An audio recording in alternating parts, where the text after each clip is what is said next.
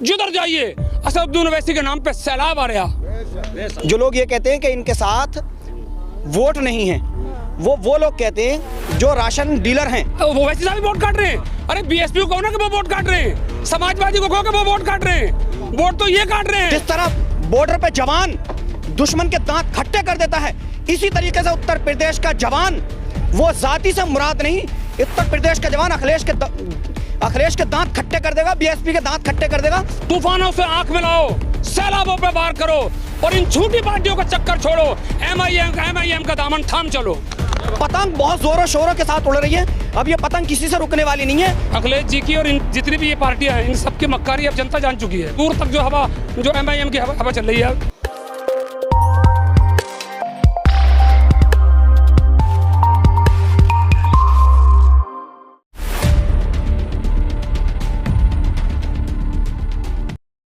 मुरादाबाद की कुंदरकी विधानसभा में इस वक्त हम मौजूद हैं। आगामी विधानसभा चुनाव को लेकर लगातार हम ग्राउंड जीरो पर जा रहे हैं, उन लोगों से बातचीत कर रहे हैं कि 2022 विधानसभा चुनाव में जनता का क्या मूड है।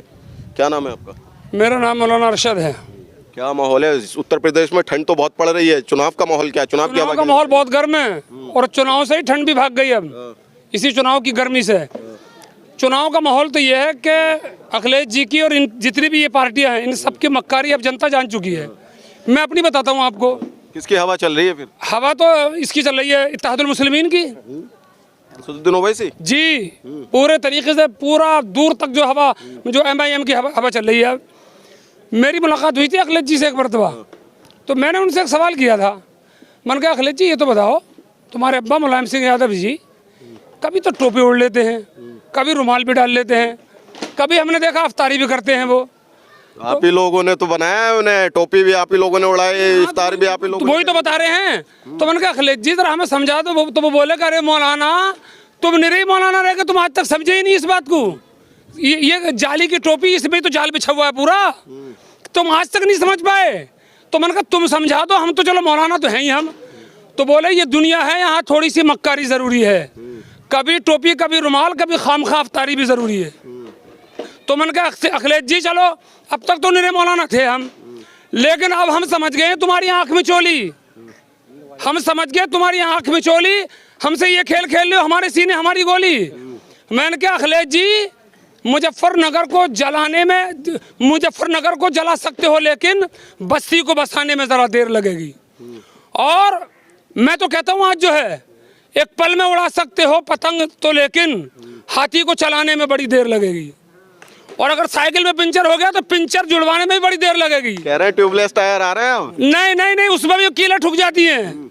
देख लो ये ट्यूबलेस टायर भी, ये कुंदरकी से लेके जो है ना डींगरपुर से कुंदरकी तक, अब बर्क साहब इससे गुजरे होंगे, कभी आगे भी नहीं देखा इससे पहले। कैसे गड्ढे, कितनी गाड़ियां वहां पर पंचर हो रही है, ट्यूबलेस टायर भी वहां फट रहे हैं, लोग गड्ढों में गिर रहे हैं। आप जाके देख लीजिएगा, ये हाल हुआ पड़ा पूरे क्षेत्र का जो है।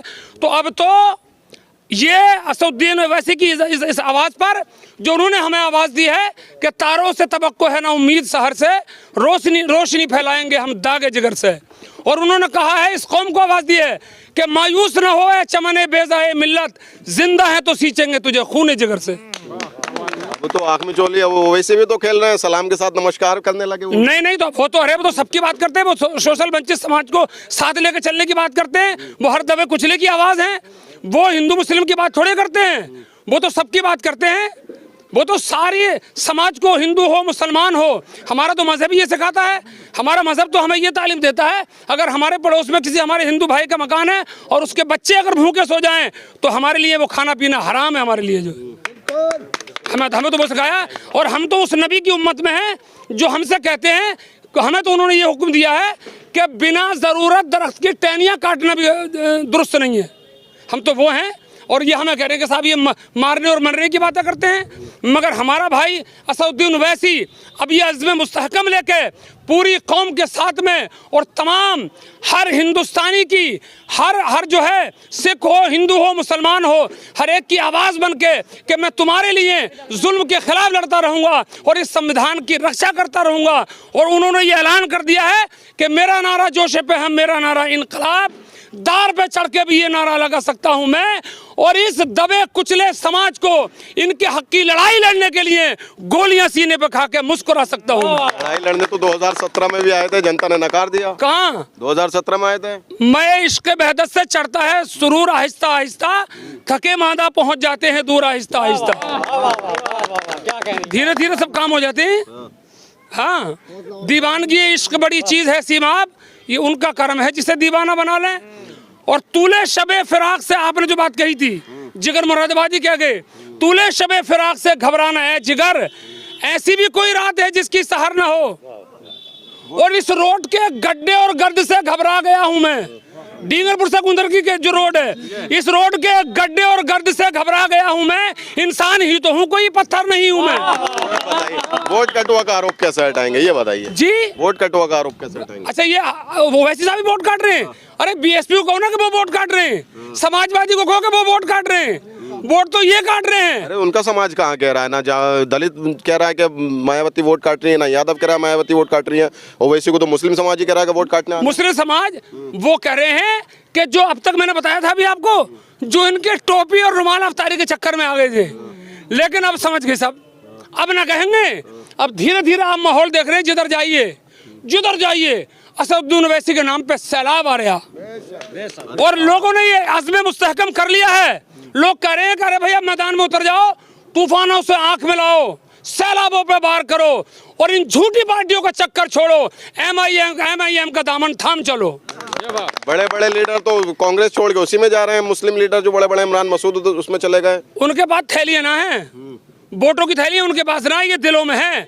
असदुद्दीन जो है, इन ऐसे झूठे जो पुराने ये जो दागदार नेता है ना, इनका हाल तो ये है कि दामन को लिए हाथ में कहता था ये कातिल, इनके ऐसे दामन दागदार हैं, दामन को लिए हाथ में कहता था ये कातिल, कब तक इसे धोया करूं लाली नहीं जाती। चलिए उन लोगों से बात, क्या नाम है?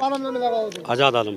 क्या लगता है 2022 में पतंग ही निकलेगी, पतंग निकलेगी। अखिलेश यादव कह रहे हैं नई सपा है, नई हवा है। देखो, उन्होंने पहले भी 2012 में 2017 में भी कहा था, तो क्या हुआ?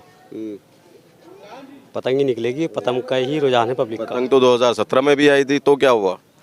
उस टाइम थोड़ा मतलब न समझ पाए थे लोग, अब जो है हर आदमी समझ रहा है। कहाँ उस टाइम पे भी लोग वोट कटवा कहते थे, एजेंट कहते थे, आज भी वही कह रहे हैं। टिकट कहाँ दिए थे? टिकट 30 सीटों पे लड़े थे। हाँ, तो क्या हुआ? आपके जो हवा है, आपके क्षेत्र में ही ज्यादा दूर नहीं है, आपके पास में टिकट दिया था शफीकुर रहमान भट्ट के पोते जियाउर रहमान रहे थे वो, दूसरे नंबर पर रहे थे वो, और वो एमआई के वोट थे सब, उनका कोई वोट नहीं था। वो कहते हैं कि हमारे नाम पे डले थे। ना कोई वोट ना था उनके नाम पे। ये हज़रत क्या नाम है? अब्दुल माजिद। क्या लगता है पतंग उड़ेगी 2022 में? कुंदर की विधानसभा नहीं बल्कि तकरीबन उत्तर प्रदेश में हम 200 से ज़्यादा सीटों पर कामयाबी हासिल करेंगे। जो लोग ये कहते हैं कि इनके साथ वोट नहीं है, वो लोग कहते हैं जो राशन डीलर हैं, उन्हें दूर तक का नज़र आता कि अगर हमने इनका साथ दे दिया तो हमारी राशन डीलरी ख़त्म हो जाएगी, राशन की दुकानें हमारी ख़त्म हो जाएंगी। जो प्रधान दागदार हैं, जो प्रधान समाज के लिए जो पैसा आता, जनता के कार्य के लिए जो पैसा आता, वो प्रधान पूरे का पूरा हड़प लेते हैं, वो कार्य नहीं कराते। वो ये समझ रहे हैं कि अगर अखिलेश की सरकार आ गई तो वो हमें जो जनता के लिए पैसा आता, जो हम खाने के लिए अपने हल्क से हड्डी निकाल चुके हैं और यूं ही डकार लेते हैं, तो वो प्रधान वोट कटुआ कह रहे हैं। आवाम की आवाज़ जो है वो ये है कि नौजवान तबका, आपने सुना होगा और आप सुनते रहते हैं कि जब भी कहीं कोई इनकलाब आता है तो नौजवान ही इनकलाब बर्पा करते हैं। आप बॉर्डर पे देख लीजिए, जितनी आर्मी होती है, सीआरपीएफ होती है, बीएसएफ होती है, वो सब जवान होते हैं, और जवानों के जज्बात ये होते हैं कि बड़े बड़े दुश्मन ताकतवर मुल्कों को वो जवान खदेड़ देते हैं। आज हमारे मुल्क का जवान पाकिस्तान को आए दिन खदेड़ता है, आज हमारे मुल्क का जवान चीन को आए दिन खदेड़ता है, उसके घुटने टिकाने पर उसे मजबूर कर देता है। जिस तरह बॉर्डर पे जवान दुश्मन के दांत खट्टे कर देता है, इसी तरीके से उत्तर प्रदेश का जवान, वो जाति से मुराद नहीं, उत्तर प्रदेश का जवान अखिलेश के दांत खट्टे कर देगा, बीएसपी के दांत खट्टे कर देगा। और इस वक्त में इतनी बहुमत के साथ असदुद्दीन ओवैसी को वोट देगा कि सर पकड़ के बैठ जाएंगे और ये घरों से नहीं निकलेंगे बहुत दिनों तक। और ये जो कौम के दलाल हैं, जो अपने आप को मुसलमान कहते हैं, ये कौम के दलाल हैं। इन्होंने आज तक कौम को बेचा है, इन्होंने कौम की भलाई की बात नहीं करी है।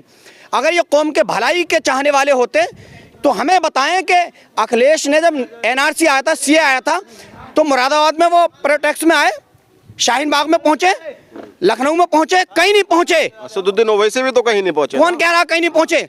उन्होंने हर जगह अपनी आवाज बुलंद करी है, उन्होंने हर जगह प्रोटेक्स किया। और ये प्रोटेक्स में पहुंचना तो बहुत छोटी बात है सर, उन्होंने तो संसद में बिल फाड़ा। ये प्रोटेक्स में आना तो बहुत छोटी बात हो गई, जैसे ऊंट के मुंह में जीरा।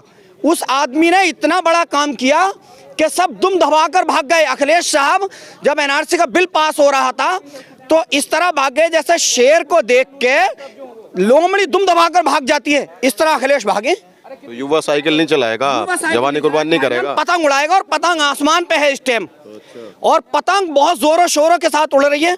अब ये पतंग किसी से रुकने वाली नहीं है, और ये देश का नौजवान ही है जो इस उत्तर प्रदेश की तकदीर बदलेगा। और एमआईएम को वोट देकर एमआईएम जनाब बैरिस्टर असदुद्दीन ओवैसी के हाथों को इतना मजबूत करेगा कि वो अगर किसी कौम पर दोबारा से कोई जुल्म होगा तो वो एक नहीं, वो हजारों बिल को मोदी जी के सामने फाड़ने के लिए तैयार रहेंगे।